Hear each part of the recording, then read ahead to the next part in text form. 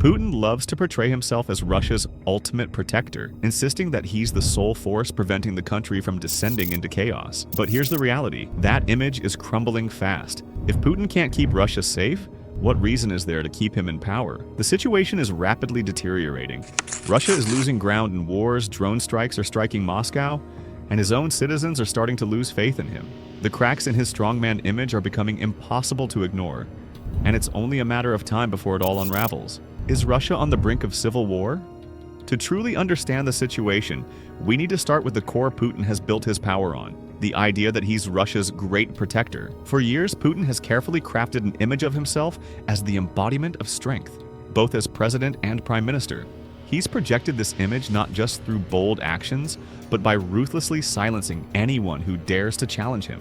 Take, for example, his response to journalist Dmitry Muratov in 2007. When Muratov asked him about Russia's democratic practices, Putin quickly shut him down, accusing the media of betraying the nation.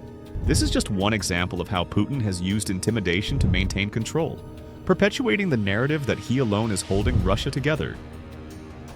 Putin is a man who uses intimidation and manipulation to get what he wants. He has a long history of belittling his opponents, no matter how insignificant, in order to position himself as the dominant force over his enemies. Take his interaction with the journalist, for example. His bullying tactics allowed him to sidestep a difficult question, maintaining his facade of unchallenged power. On the global stage, Putin uses Russia's military might to impose his will. The annexation of Crimea in 2014 is just one glaring example. His invasion of Georgia 6 years earlier demonstrated his readiness to use force to subdue other nations.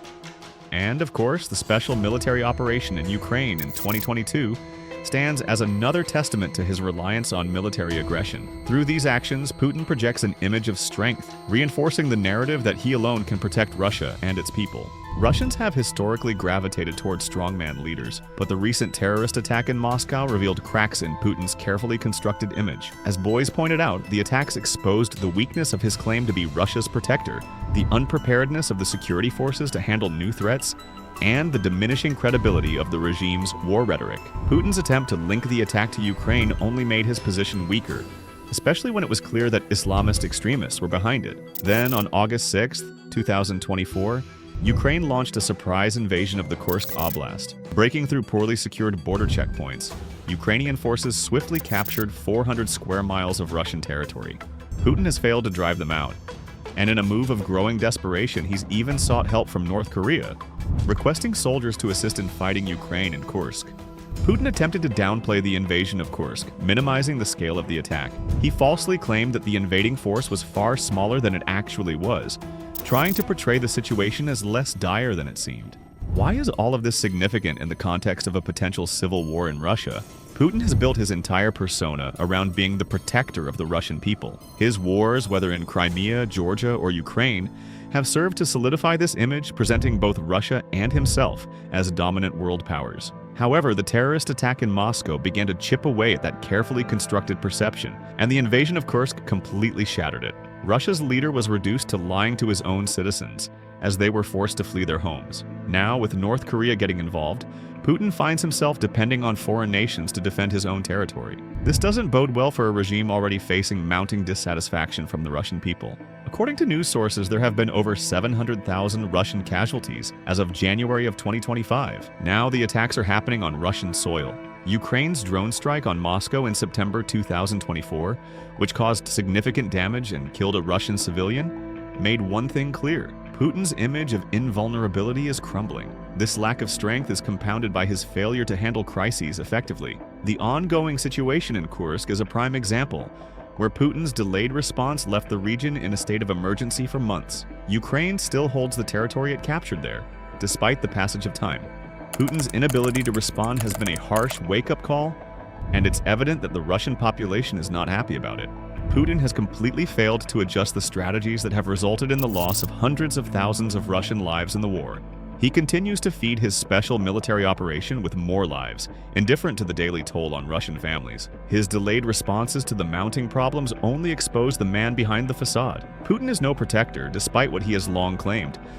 This is a serious issue for him because his grip on power is starting to weaken.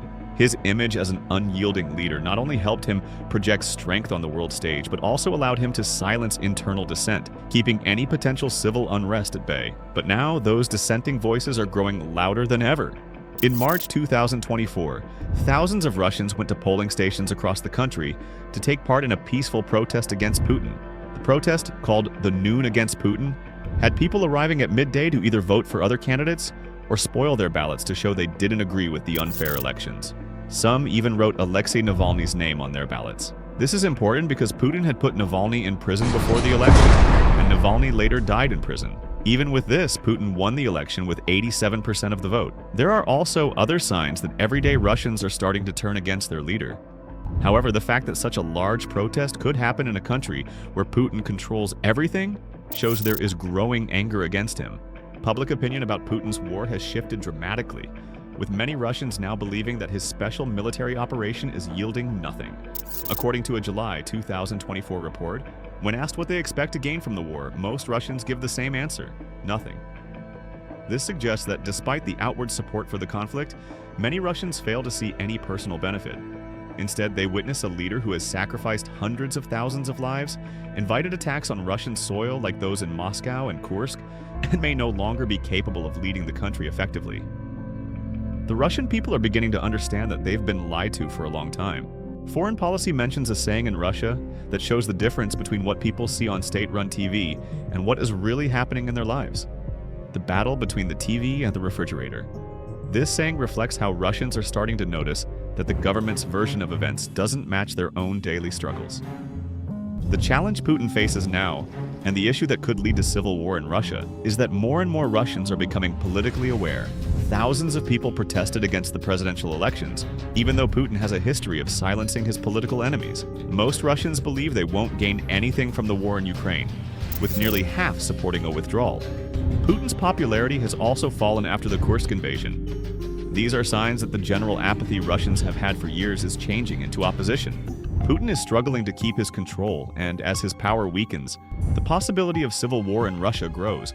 He knows this, which is why he focused on strengthening his political support in the first half of 2024. Putin realizes his power is at risk, not just because of the changing opinions of the Russian people, but also because he's starting to face political rivals within the Kremlin. Putin is surrounding himself with people who only agree with him and won't challenge his policies. This might seem like a good strategy for an autocratic leader, since no opposition means he can do whatever he wants. However, this approach could cause problems in the long run. With tensions growing within the Kremlin, Putin's power could weaken even more if the war in Ukraine doesn't go as planned. According to Mark Galeotti, director of Mayak Intelligence, this is already happening. Since Putin made changes to his Defense and Security Council, Ukraine has invaded Russia, and he's no closer to meeting his goals for the special military operation than he was at the start of 2024.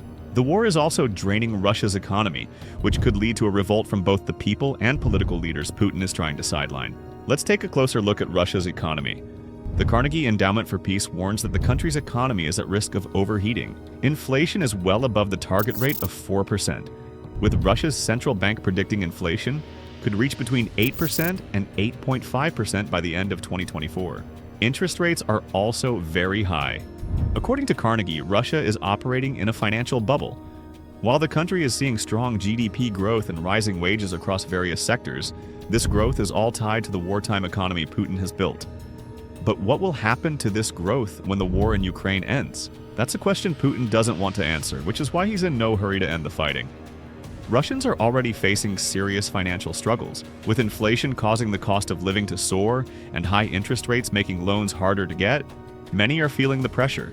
These issues alone might not be enough to spark a civil war. However, when combined with the decline of Putin's strongman image, rising opposition to the war, and growing divisions within the Kremlin, a troubling picture starts to form. Putin's grip on power is weakening, and he's finding it harder to keep control as more and more Russians turn against him.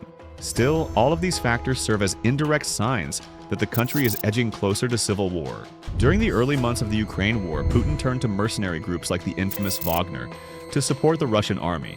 These forces operated alongside the military but were not directly controlled by Putin. Tensions escalated in June 2023 when Wagner's leader Yevgeny Prigozhin took over Russian military bases in Rostov-on-Don. This led to a short-lived march on Moscow, with Prigozhin accusing Putin of lying about the war's justifications and even claiming that Wagner fighters had been killed in friendly fire attacks. The rebellion was quickly put down. In August 2024, Georgy Zakrevsky, a leader of a private military company, openly called for the removal of Vladimir Putin, highlighting the growing troubles facing Russia. With drones striking Moscow, major losses in the Black Sea Fleet, and Ukraine pushing Russian air forces out, Zakrevsky publicly challenged Putin's leadership. His direct call to Russian soldiers to join his cause and turn against their leader marks a critical moment, showing that dissatisfaction is no longer just a quiet undercurrent, but a vocal call for revolt. This could potentially trigger a civil conflict, with Zakrevsky positioning himself as a possible successor to Putin. However, this shift doesn't promise a more democratic Russia, as Zakrevsky's rise would likely mean a continuation of autocratic rule.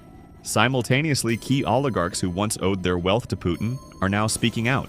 Oleg Deripaska, a major business figure, criticized Putin's war spending and demanded an immediate ceasefire. His comments came just after Zakrevsky's, signaling a growing rift among Russia's elites. Deripaska's criticism is particularly significant because these oligarchs who once supported Putin in exchange for their wealth and influence are now starting to question his leadership. Other notable figures like Arkady Voltso and Oleg Tinkov have also condemned the war, with Tinkov even renouncing his Russian citizenship. These actions suggest that Putin's support base is fracturing, further undermining his position. In addition to elite dissent, Russia's economy is worsening. High inflation, rising interest rates, and a crumbling financial situation are causing growing frustration among ordinary Russians. Many see no benefit from the ongoing war, and they're feeling the economic strain as the conflict continues.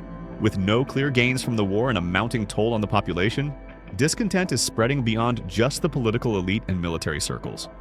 Rising opposition within the military and elite and growing anti-war sentiment paints a grim picture for Putin.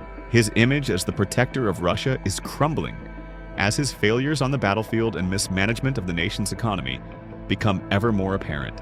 Putin is facing mounting pressure from all sides, and his grip on power is slipping. While a civil war may not happen immediately, the forces that could lead to such a conflict are slowly coming into place. In conclusion, Russia finds itself at a pivotal crossroads. Vladimir Putin, who has long built his image as an indomitable protector of the Russian people, is now facing significant challenges to his leadership. From the growing discontent among ordinary Russians about the economic strain of the war in Ukraine, to the increasing vocal opposition from oligarchs and mercenaries, Putin's grip on power is starting to slip. The failed special military operation, the losses in Kursk, the economic decline, and the growing unrest are all signs of a broader problem that Putin cannot ignore.